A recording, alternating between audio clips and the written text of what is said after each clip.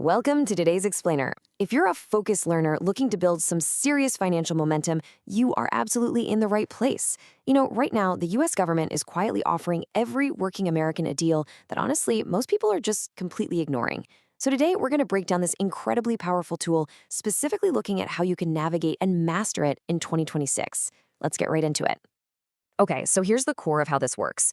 You put money into a special account, right? That money grows for years, sometimes decades. And when you finally take it out in retirement, you pay absolutely 0% in taxes on any of it. Not 5%, not 10, literally 0. You can let your investments grow over your entire career, and the IRS won't touch a single dime of those earnings when you withdraw them. It's almost crazy to think about. And if that doesn't sound real, let's just look at the staggering math here. A 22-year-old who puts $7,500 into this account every single year and just invests it in basic index funds could realistically retire at age 65 with over $1.2 million. And again, I cannot stress this enough, that is completely tax-free. Now, this isn't some shady get-rich-quick scheme. It's literally just basic arithmetic and compound interest doing exactly what it has always done. So here is our roadmap for today's Explainer. First, the tax-free wealth secret. Second, Roth versus traditional IRA. Third, the 2026 contribution rules. Fourth, how to actually start investing. Fifth, the power of compound interest. And finally, common mistakes to avoid. Section 1, the tax-free wealth secret. So, named after Senator William Roth back in 1997, the Roth IRA is beautifully simple. IRA simply stands for Individual Retirement Account. Honestly, it's essentially just a special container that the government created to encourage us to save. But here is the massive advantage, especially for younger earners. While your earnings grow tax-free, you can actually withdraw your original contributions at any time, for any reason, with zero penalty. That's a real game changer. To really wrap your head around the power here, let's compare it to a regular account.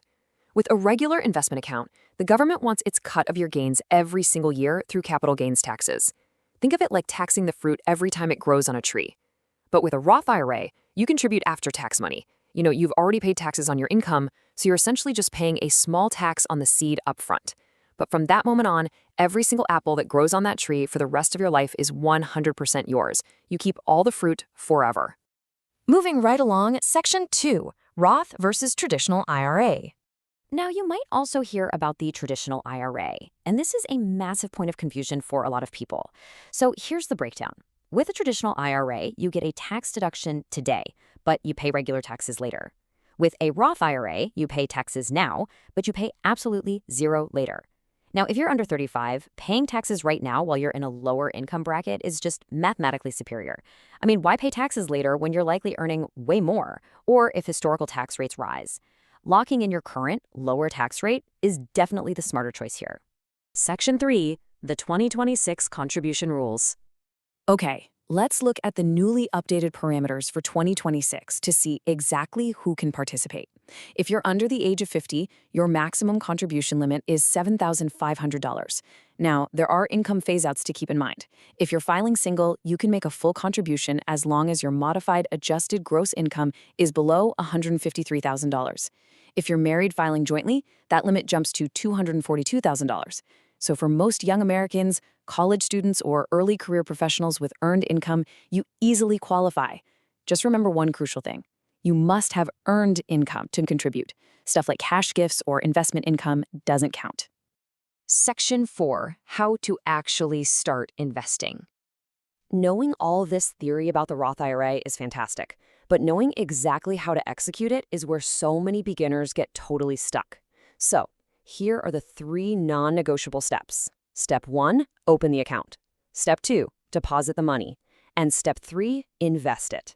Now, I cannot emphasize this enough. That last step is absolutely crucial. Depositing money into the account without actually investing it is a massive, costly error. Like we said, your IRA is just a container. If you just dump cash in there, it literally just sits there, earning essentially nothing. You have to tell that money where to go and work for you.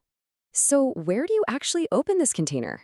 Well, the top 0 minimum platforms recommended for 2026 are Fidelity, Vanguard, and Charles Schwab. They're trustworthy, low-cost, and extremely beginner-friendly. Once your money is deposited, what do you buy? For beginners, the absolute most recommended strategy is just buying a simple piece of the whole market via index funds. Two of the most popular out there are VOO, which tracks the top 500 US companies, and VTI, which tracks essentially the entire US stock market. Now, if buying a piece of the whole market sounds a bit boring to you, let me reassure you, boring is highly profitable. The S&P 500 has historically averaged about a 10% annual return. And here is a hilariously staggering fact. Over a 10-year span, 78% of highly paid, active professional fund managers actually fail to beat these simple index funds. You do not need to pick individual stocks to win. Just own the market, set it, forget it, and be patient. Section 5. The absolute magic of compound interest. This brings us to the true engine of wealth building, compound interest. This is where your returns actually begin generating their own returns. It's so powerful that it's often attributed to Albert Einstein, who reportedly called it the eighth wonder of the world. Time does all the heavy lifting here. The earlier you start, the harder your money works for you. Let's put some real, concrete numbers to that concept. Assuming you contribute $7,500 a year at a historical 10% return, if you start at age 22, you hit roughly $1.4 million by age 65. But if you wait until 32 to start, you end up with about $600,000. Let that sink in. Waiting just 10 years costs you $800,000 in lost compound growth. The cost of waiting isn't just the actual contributions you missed out on. It's the massive exponential growth those contributions would have created over time. Section 6. Avoid these common mistakes. Protecting your money from easily avoidable penalties is honestly just as crucial as the investing itself. So let's quickly break down these costly mistakes. First, leaving cash uninvested, which we already covered. Please don't let your money sit idle. Second, exceeding the limits. If you contribute more than the $7,500 allowed, the IRS hits you with a 6% penalty every single year it remains in there. Third, contributing unearned income. Remember, you must have earned wages to participate. Fourth, early earnings withdrawal. While you can pull out your contributions anytime, pulling out your earnings before age 59 and a half triggers taxes and a painful 10% penalty. And finally, waiting to start.